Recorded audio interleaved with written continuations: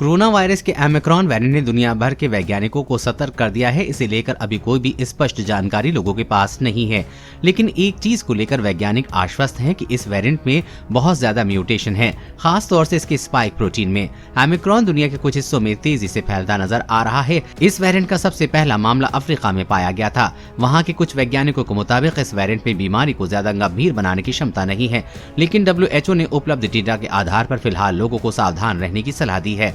क्या कहते हैं एक्सपर्ट? ऑस्ट्रेलिया के ग्रिफिथ यूनिवर्सिटी के centre for planetary health and food security के डायरेक्टर हमिश मैकेकल का कहना है कि अभी ये स्पष्ट नहीं है कि इसमें डेल्टा जैसे अन्य वेरिएंट की तुलना में वैक्सीन से बचने की बेहतर क्षमता है या नहीं। हालांकि किसी भी वायरस के लिए ये आम बात है कि आबादी में एक बार फैल जाने के बाद वो कम खतरनाक रह जाता है। इसका एक बेहतरीन उदाहरण पहली बार ऑस्ट्रेलिया के खरगोशों में फैला माइक्सोमैटोसिस है। इस वायरस की वजह से 99% खरगोशों की मौत हो गई थी, लेकिन वर्तमान में इसकी वजह से मौत की दर बहुत कम हो गई है। कुछ एक्सपर्ट का कहना है कि कोरोना की धीरे धीरे सीमित रह जाएगा।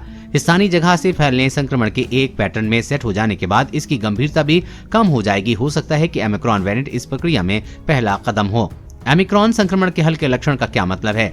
ओमिक्रॉन को लेकर कहा जा रहा है कि इसके लक्षण हल्के हैं। कई लोग कम गंभीर लक्षण को खतरनाक नहीं मानते हैं। हालांकि एक्सपर्ट के अनुसार कम लक्षण दिखाई देने पर लोग टेस्टिंग कम कराते हैं और आइसोलेट भी नहीं होते हैं। कुछ लोगों को पता भी नहीं चलता कि उन्हें कोरोना हुआ है, इसलिए ज्यादा से ज्यादा वायरल लोड वाले स्ट्रेन की तुलना में हल्के लक्षण वाला संक्रमण भी तेजी से फैल सकता है। दूसरी तरफ जैसा कि डेल्टा समेत कई वेरिएंट में देखा गया है कि बाकी की तुलना में उनका वायरल लोड ज्यादा होता है, यानी कि संक्रमित व्यक्ति के शरीर में वायरस ज्यादा मात्रा में मौजूद होता है। ऐसे लोग इसे आसानी से दूसरों में फैला देते हैं, यानी कि शरीर में वायरस की मात्रा जितनी अधिक होगी, संक्रमण फैलने की संभावना और उसकी गंभीरता उतनी ही अधिक होगी। अभी ये स्पष्ट नहीं है कि ओमिक्रॉन क्यों ज्यादा संक्रामक है। खासकर दक्षिण अफ्रीका में इस बात की भी जानकारी नहीं है कि ओमिक्रॉन वेरिएंट में वायरल लोड ज्यादा है या नहीं। वायरस संक्रमण एक जटिल और कई चरणों की प्रक्रिया है और ज्यादा संक्रमण दर के लिए कई बातें जिम्मेदार हो सकती हैं। कुछ वेरिएंट क्यों हावी हो जाते हैं? इवोल्यूशनरी बायोलॉजी से पता चलता है कि कुछ वेरिएंट तभी हावी हो सकते हैं जब वो वायरस के मौजूदा स्ट्रेन की तुलना में ज्यादा तेजी से फैलते हों। इसके दो मतलब हैं। जिन स्ट्रेन का R नंबर एक संक्रमित व्यक्ति से दूसरे के संक्रमित होने वाले लोगों की औसत संख्या ज्यादा होती है, तो वो R नंबर वालों की जगह ले लेते हैं।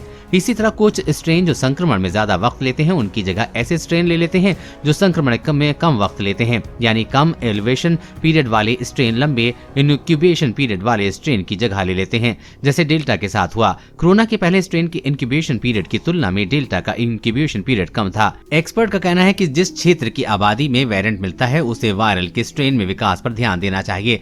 ज्यादा वैक्सीनेशन वाली आबादी की तुलना में कम वैक्सीनेशन वाली आबादी पर यह अलग तरीके से काम करता है। दक्षिण अफ्रीका में सिर्फ 25% आबादी को ही वैक्सीन लगी है, जहां सबसे पहले ओमिक्रॉन वेरिएंट की पहचान हुई है। एक्सपर्ट के अनुसार ऐसी जगह पर ज्यादा R नंबर वाले स्ट्रेन के पैर जमाने की ज्यादा आशंका है, जहां वैक्सीनेटेड आबादी में कोरोना वायरस की उसी स्ट्रेन के हावी होने की संभावना ज्यादा रहती है, जो वैक्सीन से बचने में सक्षम हो, भले ही वहां वैक्सीन न लगवाने वालों में R नंबर कम क्यों न हो। देश और दुनिया की हर अपडेट पाने के लिए चैनल को सब्सक्राइब करें।